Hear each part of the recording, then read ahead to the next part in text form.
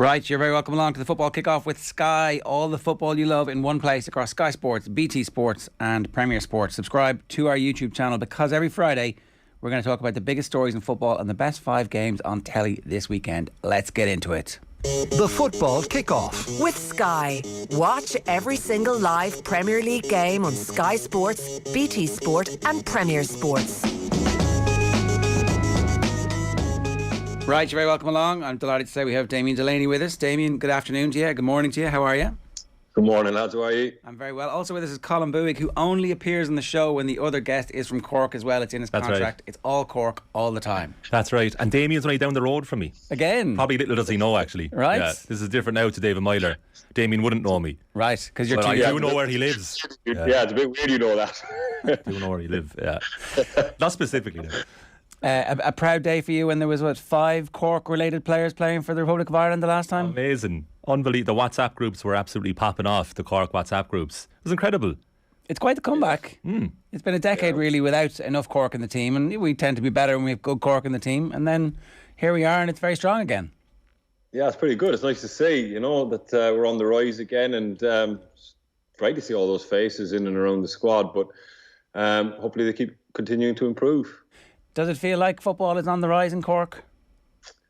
Yeah, I suppose it does. Cork City are starting the long trek back, I suppose, after a disastrous couple of years, being relegated. And last year didn't go as great, but we're up near the top of the league, or top of the league, I think, with Galway at the moment. So hopefully Cork City get back in the Premier Division, because I think the league is all the better for having a team like Cork in it. When you were growing up, did it feel like Cork was a football town?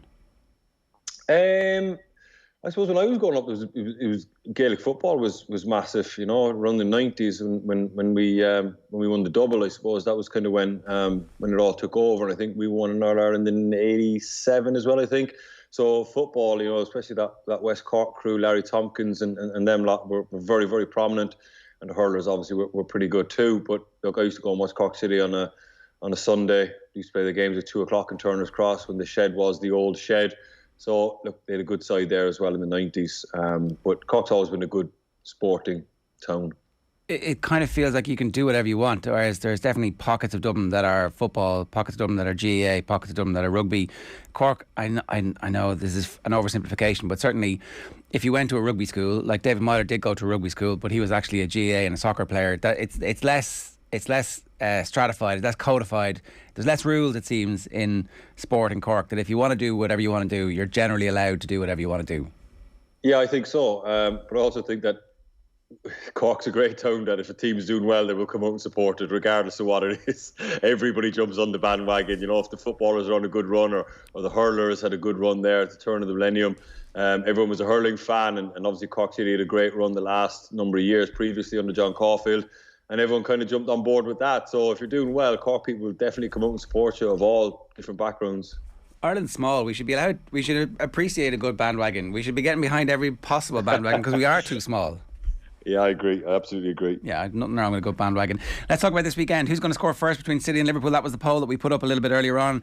Kevin De Bruyne is 22%. Riyad Mahrez is 12%. Mo Salah is 43%. There's a lot of what's that book? Is it The Secret, where you try and magic something into existence? Because Mo Salah hasn't scored in a while. And Luis Diaz is 23%. People correcting us saying that Luis Diaz is actually going to be a sub. He's not going to start the game. Is Mo Salah not scoring at the moment an issue at all, Damien? Is it anything to be concerned about? Because he's getting chances and they're squirting past the post, or keepers just getting a little bit the fleshy part of the thigh on it. What's going on? Listen, he's still getting in there. He still looks energetic. I would imagine there's probably maybe, I say hangover, way too strong a word, from the African nations. That going away then to camp for 6 weeks, mentally, physically, emotionally takes it out of you. He's not quite at his peak best. He's still getting into the positions. I mean, he got a bit of criticism the other night saying it wasn't his greatest night. Of course, it wasn't his greatest night because he didn't finish any of the chances, but he could have a hatful of goals there. He still looks relatively energetic, but he's just lacking that little bit of sharpness. But I'm pretty sure one moment, one goal, the whole thing would kick back into life again. And the most important thing from a Liverpool point of view is if he's not scoring, other people have picked up the mantle, which is incredibly good for Liverpool, because if Mo Salah drops off, all of a sudden they have a few draws, because they probably should have drawn a few games recently, but some people came up with big goals. but they're continuing to keep it moving and keep it rolling, and that's why they're fighting up near the top of the league. So there's no prospect of Salah not starting or any of that kind of stuff, because there was some people suggesting that maybe they'll just give him a little bit of rest, everybody else playing well at the moment, and try and make sure that he's good for the run-in. But this is too big a game, isn't it? Absolutely. There's no way they rest him on a game like this. I mean, if they were playing Watford or someone like that, you might feel of giving him a rest or giving him a weekend off and telling him to go and spend it with his family just to recharge his batteries and come back fresh on Monday. But a game like tonight is why you have players like Mo Salah in your team. What front three do you think Klopp will pick, Damien? I think Jota will play. I really do. He's in great form. No, he didn't pick him the other night from the start, but I think that it'll be Jota. I think Firmino will play, and I think Salah. I think that'll be his front three. And then what an impact! What a great time for Liverpool to have those impact subs to come off the bench. Before it was the likes of Origi and Shaqiri coming in when things weren't going good, but now you see the other night, Firmino coming off the bench, and they're packed with world class players in forward positions. Do you know this title race echoes exactly the same as 2018-19? 30 games played, 1 point separates the two sides, Man City ahead. I was saying bang on Man City 2 months ago. I don't know now. Well, what do you put the blip down to? I think they subconsciously took the foot off the gas, because I think it all came so easy. I was having this debate with Boohig recently. I was saying, name Manchester City's 3 best players. And outside of Kevin De Bruyne, we were kind of struggling in terms of 3 best that they will definitely start attacking third-wise. Okay, attacking third. Because Riyad Mahrez, you'd be like, yeah, but Mahrez is in and out. Phil Foden's in and out. It's such a systemic thing, but I don't know what happened as a result. But that Spurs game at the Etihad when Spurs won 3-2 out of nowhere, that was really shocking. Like, I can't believe that result happened. And maybe that spooked them a bit, but there's no way that there should only be a point between the two sides, because I think Man City have been the far better team this season. Well, they started better, but they haven't been the better team over the last 2 months. I know, and here we are with 1 point separating the two sides. I still think City will win it, but I can't believe it's come to this. Fair play to Liverpool, pains me to say it, but they've been brilliant recently. They actually have a better squad now than I think in 2020 when they won the Premier League. But I would say Man City's systemic pro over Liverpool will just about edge them over, but it shouldn't be this tight. You mean in the title race, but not specifically this game. We'll get to this game now in a minute. Damien, what do you put the blip from Man City down to? Is that just a natural thing that happens to all teams over a league, and it was telescoped into a couple of weeks, so it looks worse than it was? I'm laughing at the word blip, lads, because since the turn of the year they've drawn with Southampton, lost to Spurs, and drawn with Crystal Palace I'd say stretching back 15 games. I think you might get it.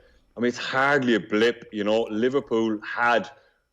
That's what we're referring to as a blip now, is a loss and a defeat. I mean, it's hardly over the course of a league. They've been flawless up to that point. There was always going to be a period where they dropped points, a minimal amount of points. What was crucial is that Liverpool kept the pace up, that when City did drop the points, Liverpool were flawless, and Liverpool have been pretty much flawless since the turn of the year, and they had to be. There was always going to be a point, because City started the season so well. They were flawless for the first half of the season. Liverpool dropped off a little bit because they had what we would term a blip in inverted commas, which again was just maybe one defeat and a couple of draws. I think you got to take your hat off to the pair of them. They've been incredibly consistent. It's just Liverpool have kept their foot to the floor while Manchester City have just come off at 1%. So fair play to the two of them for keeping it alive. It's going to be incredibly exciting end to the season. And I think Sunday's game is just something we should all just sit back and enjoy. I think this is exactly what a blip is, because Manchester City and Liverpool have redefined what it means to be a brilliant Premier League side. So what Damien's saying there, that's an outrageous thing to say that would be a blip even 5 years ago. That's how much they've changed it since about 2018, the two of them. And they probably are the 2 best sides the Premier League has ever seen. Manchester United had an amazing ability to win consistent leagues. Okay, the invincible side of Arsenal 2004 were brilliant, but they drew, I think, 12 or 13 games that season, which if you were to say Man City or Liverpool were to draw 13 games in a season, that's a great season. Yeah. They've totally redefined it. Well, you wouldn't win the league with it. That's the problem, because these two teams are reaching 95 to 100 points. That's the expectation it takes. Is there, in your mind, a defined best front 3 or front 5, front 6 for Manchester City at the moment, Damien? It's so difficult, really. I mean, he's done ever so well to get them this far in the form that they've been in without a recognised number 9. I know they got Gabriel Jesus, but they're playing with a false 9, and the rotation is brilliant. I like the way he rests players as well. I think Raheem Sterling had a period out of the team, and that's the joy that he can have, because to ask a player to go, it's like sprinting a marathon from the start of the season, like asking some player to come in and play every week. And I think he's rotated the squad brilliantly. Everybody's had periods out of the team, and then we feel like we're discussing, is this the end of Raheem Sterling's Manchester City career? But, they have enough quality and enough rest that they can keep up this pace at the end of the season. That's what's brilliant about these two teams. And that's probably the one thing that Liverpool lacked last year. They didn't have it. As I mentioned previously, it was Shaqiri and Origi coming in when one of the lads kind of had a lull. But now Liverpool are blessed with 5-6 options in the top part of the pitch. Defensively as well, the centre-back issue, they've more than sorted that out, with the likes of Konate and Matip and Gomez and Van Dijk. They've got a plethora of options. I think midfield is probably an area they'll look at in the summer. They're probably light in quality there. Keita's come in and done reasonably well, but I think it's time Liverpool went and bought a real top-class midfield player. I really like Thiago. I think he's brilliant. I know a lot of people question him. I think Fabinho is getting better and better, developing into one of the best number 6s in the world. I was watching him during the week in the Champions League game. I thought he was incredibly good. His reading and his interception and his passing is getting, every time I watch him I seem to be amazed. I shouldn't be, because he's been brilliant for so long, but he just seems to be getting better and better. That combination seems to be getting better and better as well. They all seem to understand each other much more. For whatever reason, it took Thiago time to settle in. There was the COVID, there was injury, and there was the no discernible midfield partner last year because all the centre backs were injured. But right now it looks like that's one of the great midfield partnerships that we've seen in the Premier League. Yeah, it's developing, definitely. I wouldn't quite go that far just yet, but Fabinho defensively is so good for centre backs to have someone of that stature and ability to read it. And Thiago's passing is so good. It's so progressive. You just watch it's always forward. He very rarely wastes a pass just rolling out to a full-back. He lends it to people to get it back, to move the opposition around. But his progressive passing is incredibly good to watch. And I suppose the area they'd probably look to in the summer where they can get better is a world-class number 8. I think Gini Wijnaldum in his prime. Have they quite got that? Keita's done reasonably well. Henderson's slowing down a little bit now. But look, that's probably the one weakness that you'd, when I say weakness again, what an amazing term, that's probably the one area where you think they could strengthen. Okay, what's going to happen? Liverpool to win the game, Manchester City to win the league. Right. That would be quite the turnaround from City to survive the psychological trauma of this. Or maybe there is no psychological trauma. There wouldn't be. No, I don't think Pep would look at it like that. I don't think he'd be that offended by losing to a Jurgen Klopp team that it would end his mentality for the whole season. But I do think the players have to come back from it too. I suppose you can change the team if 7 games after 21 points. You drop whoever's responsible for losing. Yeah. But the flip side of that is if Liverpool beat them, I find it hard to see them not taking the confidence and the momentum into the end of the season. I mean, they will just gallivant into the last number of games. Be hard to slow them down if they beat City on Sunday. I think it'll probably end up being a draw, but like a right good ding-dong battle. And I hope it's a draw, keeps it alive for us and keeps everything really, really tightly packed. You can see it being a 2-2, can't you? It was 2-2 first time, yeah. The reverse fixture. Just the last point on this, there's not a world that I can envisage anything happening like Raheem Sterling leaving Liverpool to join Man City at the moment or the next couple of seasons. Liverpool have transformed to the point where they would not consider selling their best young player to Manchester City. It's funny how they've reached the point where they are the other super club in England, and I guess this comes down to the conversation about Ten Hag. How much of that is down to the fact that the club is really well run, and how much of it is down to the fact that they got Jurgen Klopp, and Jurgen Klopp happens to be an absolute genius? Yeah, they're definitely their rivals now. The two of them are, as you said, the two superpowers in the English game right now. And Liverpool financially seem to be in a pretty good position. Jurgen Klopp's recruitment has been excellent. They haven't overpriced English players. You look at Luis Diaz and Jota coming in. Obviously players we knew, but not the superstar home run that we all thought that they were buying for 80, 90, 100 million quid. They came in under the radar, but the recruitment is excellent. They know exactly the type of player they want, the type of numbers physically they can put up, the type of runs they make. And that's why they slot into the system, because it's round pegs for round holes. And that's why Liverpool's recruitment is so good. And Jurgen Klopp has such a clear identity of the type of player that he likes for every position. They just scour Europe for those types of players. I'm just waiting for those 2 glorious days in the very near future of football. Number 1, when Jurgen Klopp leaves, and number 2, when Pep Guardiola leaves. As a Manchester United fan. Because then it might become competitive remind everybody again. here that, so look, the Man United game is 12:30 on BT Sport. They're at Goodison Park. Fortress Goodison is what everybody's hoping, who's an Everton fan, that somehow the shouting crowd can turn the team into a team capable of winning games. Sean Dyche, at half-time, tells his team, even though they're 2-1 down at home, this crowd can't win this game. They don't know how to do it. I haven't seen anything like that before, Damien. I haven't seen a manager come in and go, no, you're going to win this game because they're no good anymore. It was wild from Dyche. It was a... Yeah. I think it was he didn't mean it in the context. It came out the way it did. But I think he was just saying to his team, we're still in this. This lot don't know how to win games. It sounded quite crass, and it came across very, gloating almost. But he's right. Everton team can see games out. They squander leads, and they're very, very soft, and they don't seem incredibly organised. You don't often get that level of honesty from a manager. But it would be the most Manchester United thing this season if Everton went and beat them at Goodison Park. It just, you wouldn't be surprised. Manchester United should win this game. It's as close to a slam dunk as you're going to get in the Premier League, but on paper. But I just wouldn't be surprised if it was a draw or Manchester United somehow managed to shoot themselves in the foot. What have you made of the job that Lampard has done so far? Not great. I think he kind of went in there with his own kind of ideas and how he sees the game and how he wants to play it. And I don't think he respected the situation they were in enough. Maybe he could have parked his own ideas and beliefs and just get to the summer and stay in the league. And by that I mean just going 4-5-1, getting draws, because players get confidence from draws, players get confidence from good performances when they get wins. But he just went in there and he just seemed to say, no, I'm Frank Lampard, I'm playing football this way, I'm going to open the pitch up, tell the lads how good they are. But when results start getting away from you and you've had some bad losses late in games, it's very, very hard to rally the troops. And I just think that a more experienced manager would probably just come off the gas a little bit and said, look, the most important thing is us staying up, and I don't care how we do it, and I don't care what the aesthetics are of it. We're just going to stay up. And in the summer, he can work away in the background, trying to line up his squad, who he wants in, who he wants out. Even if he's kind of half lying to players, telling them how much he loves them, but behind the scenes he's saying, look, these guys got to go because I can't implement what I want to implement with these players.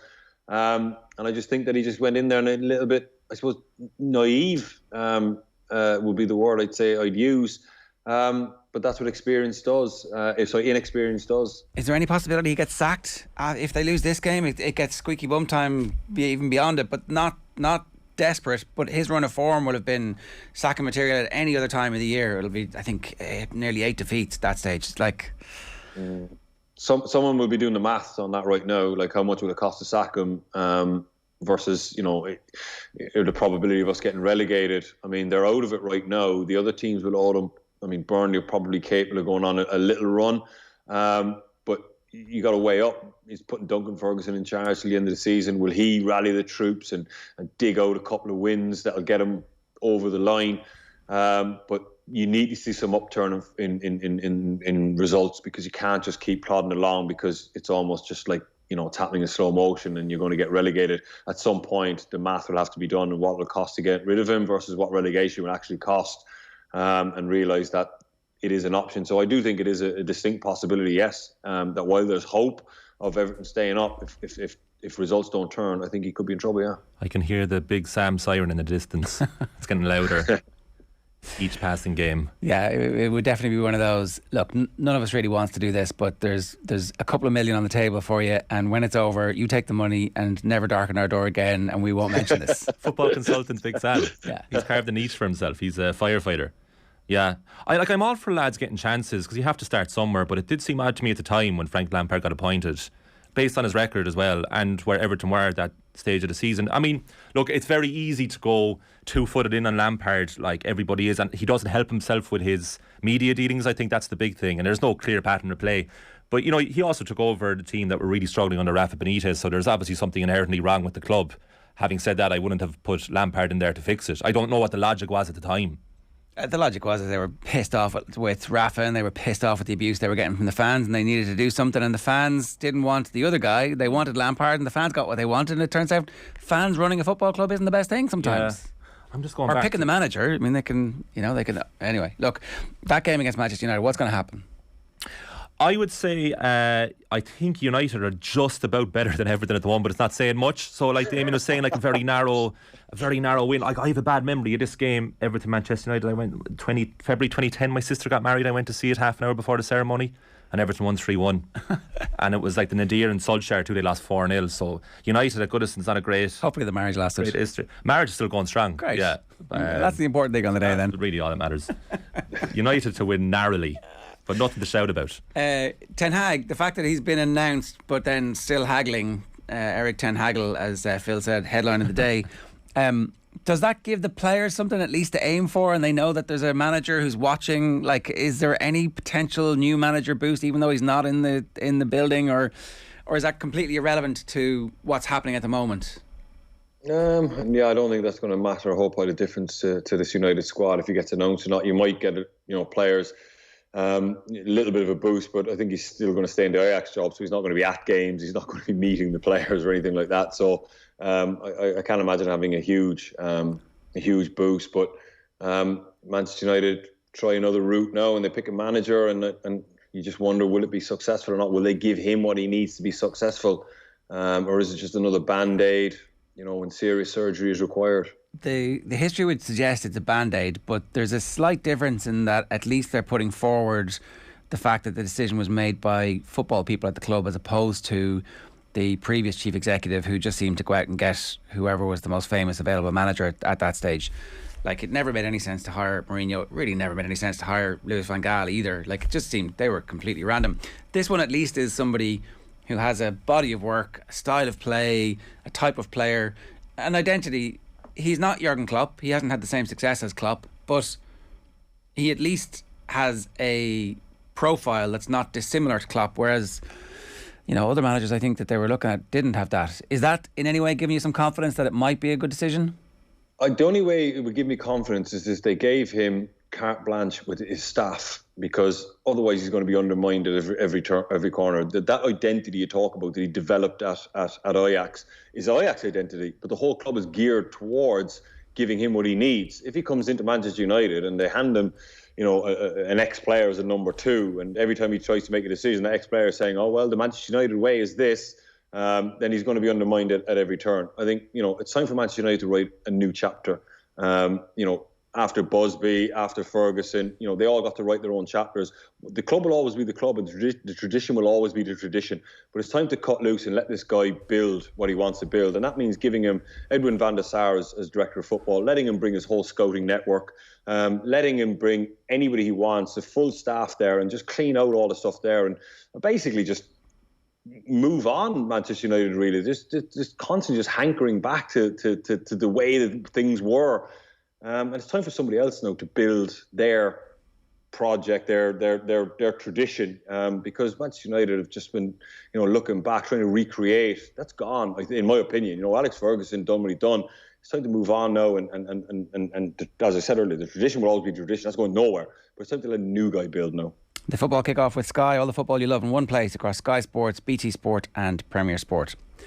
Our next fixture is Watford against Leeds, 3 o'clock on Premier Sport on Saturday afternoon, and Villa Spurs 5:30 on Sky Sports. They're the 2 Saturday afternoon fixtures. Watford Leeds, is there anything Watford can do to get out? Are they capable of going on a run? Yeah, I think they're capable. I think Roy Hodgson will be capable of dragging them, kicking and screaming. I think the gap is probably just too big. And with every passing game, obviously it becomes less and less likely. But tomorrow's huge for them. If they can get a win somehow, and again, talking about Lampard, Roy Hodgson doesn't care about aesthetics. He will just try and get it over the line any which way he can. But it starts tomorrow for them. They have to get a win tomorrow, and then that'll hopefully put them in good stead. But it's looking less and less likely. Did either of you see Roy Hodgson's through ball in training? I didn't. I heard everybody talking about it. Did you see it, Damien? No, I didn't see it. Oh, it was incredible. Defence spinning past at the age of 70 odd. it leads me to the question, who was the best manager to take part in training in your time? The best manager. I've heard Glenn Hoddle was great, for example. Yeah. Wayne Rooney not so good at Derby if you're a young knight. Well, there wasn't many. I remember when I was at Ipswich, Roy joined in the first few weeks, just in the small-sided stuff, and it was incredible, to be honest with you. Just to watch him. I think he fell in a couple of five-a-sides as well. I think he had a bad leg or hip or knee or something. He couldn't move, but his passing was incredible. It was. I remember he passed the ball with a different type of swaz on, or the fizz, he just absolutely wrapped it in. He had to control it. He used to join in the rondos and stuff like that. But I did remember that his passing left and right foot was still pretty exceptional. Did you play midfield under Roy at all, or were you a midfielder earlier in your career? I was a midfielder when I was a young fella, yeah. When I was at Hull, I spent a bit of time there. Leicester as well, really. I think it was just they looked at me, I was big and I was pretty fit and I could get up and down the pitch, and I liked to tackle people, so they just said, go and play midfield and run around and tackle people. Did you like it? I loved it. I thought it was great, yeah. I was pretty fit and I could get around the pitch for 90 minutes. But I just loved it. I didn't like the ball so much, but I used to just love running around, running into people and winning it back and getting from box to box. But obviously, when you kind of get up a certain level, you need some technical midfield players and stuff like that, but I used to like Patrick Vieira, so I used to try and model myself on him. That's not bad. If you're going to model yourself on somebody who's pretty good. Yeah. Villa Spurs at 5:30. What kind of a job is Steven Gerrard doing, Damien, do you think? He's doing a good job, yeah, absolutely. A little bit hit and miss, but again, he's gone in there and he's been relatively pragmatic. They've had some good results, but there's been no danger of Villa slipping into a relegation battle, which is a testament to Steven, the way he set his team up defensively, really, really solid. I think Villa are only going to get better and better. There's clearly money at the football club. There's clearly a willingness to spend money, and Steven will be allowed to get out the players that he wants to get out, and get in the players that he wants to get in, and it could be a slow building job. Every passing transfer window, Villa get incrementally better. So look, I think he's doing a great job there. Conte's also doing a good job. From the point where we thought Conte was going to walk out in tears after one of the defeats, where he was Burnley, Burnley midweek turf. I can't do this. I just five defeats. No, not yet. And then they go and beat City in the next game, and all of a sudden they're on this run where they're maybe the favourites to finish in the top four. What is it that Conte has? Does anybody? Pure emotion, absolute emotion, and the players feed off that. I mean, the guy just wears his heart on his sleeve. I absolutely love him, and I cannot believe Manchester United didn't go for him when they had the chance. I mean, he would have absolutely dragged that football club kicking and screaming. He would have ironed out all the problems that you're currently having at United, the player issues, the player power issues. Because he's gone into Spurs and he's really got them going. And again, over the long term, his recruitment will be right. I will be pretty sure that he has a huge input into who they sign, who they let go. He doesn't accept when he gets dictated to by the board. You got to sign this player, or we're selling this player. I'd say he just threatens to resign every time, because he's that type of character. And I'd say there's ultimatums once a week with him if he doesn't get his way. And I think the players feed off that, because his passion is brilliant. It really, really is. The transformative power of Jurgen Klopp, when you go back to the bit where they're selling Raheem Sterling to Manchester City, and at the moment, last summer we were in a scenario where it looked like Spurs might have been in a situation where they were selling their best player to Manchester City. Is it possible that if he gets them into the Champions League, and with his track record of winning leagues almost everywhere he's been, that he could be the transformative figure for Spurs the way that Klopp was for Liverpool? They have an amazing stadium. They're going to be in the Champions League. They're going to start selling that out. There's extra match day revenue. It's a great place to go. He suddenly is drawing players there. Why wouldn't you want to play for them? Yeah, I mean, he could be the guy that could, finally kind of break Daniel Levy, because he's had such a stranglehold on that football club, and in terms of how it's run, and Pochettino got dictated to, and maybe didn't get the players that he wanted, or didn't renew the players that he wanted. But I think Conte is the type of personality that could really push Spurs, because he'll do it his end. He'll get the most out of the players. He'll sign the right players, and when the club starts seeing the progression. But personality is what turned Liverpool around. Jurgen Klopp went in there and just grabbed that football club by the scruff of the neck and dragged it where it needed to be. And Conte is the same type of guy. They're huge personalities, capable of ruling over a football club.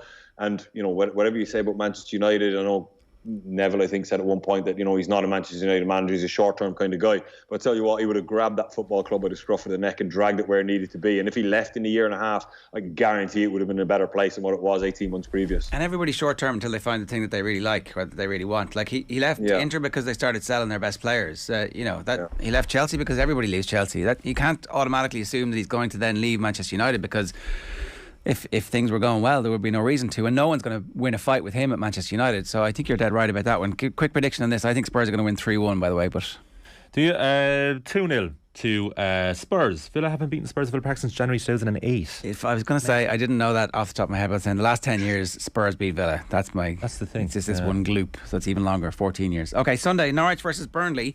This is Burnley's chance just to make sure that they carry the confidence in the victory. If this is the best chance, they could really kick on here and go on a run and save the season and save the club. And I mean, Sean Dyche, manager of the year territory, if that happens.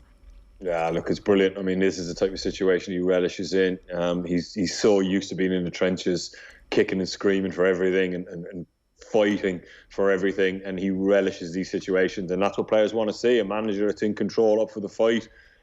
Great result from during the week, and I fully expect them to go on absolute steamroll Norwich on the weekend and get themselves almost out of it.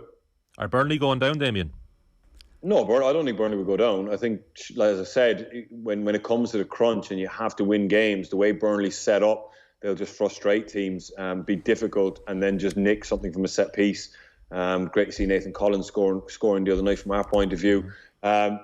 Sean Dyche just comes in every morning with a smile on his face when he's in these situations, and the players can tell that he loves it. He's the type of guy, he's happy as a pig in anything in these situations, and players feed off that. So if they're not going down, Everton are?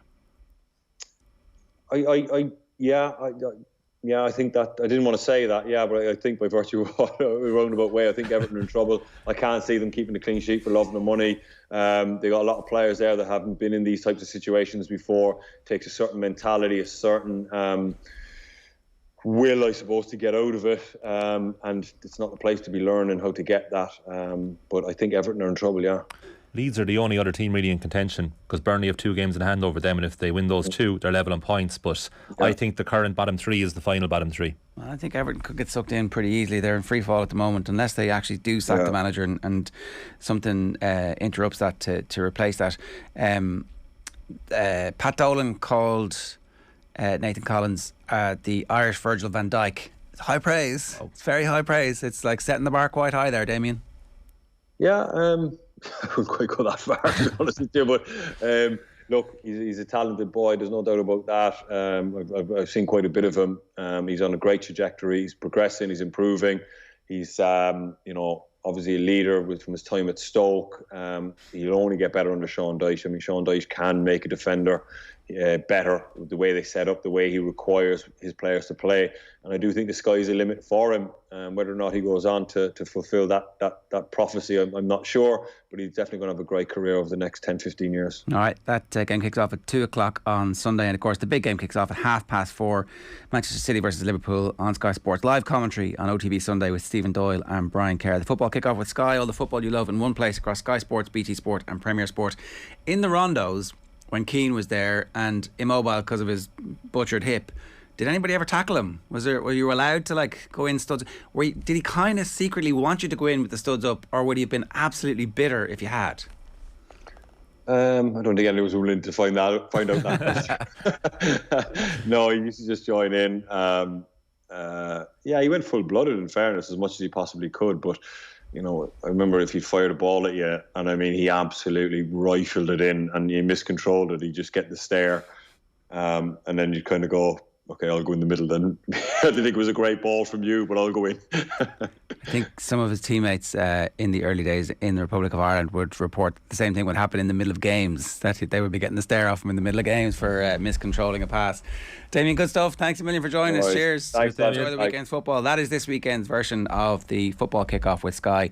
All the football you love in one place. We'll be back next Friday around about 10:30. Until then, take care. The Football Kickoff. With Sky. Watch every single live Premier League game on Sky Sports, BT Sport and Premier Sports.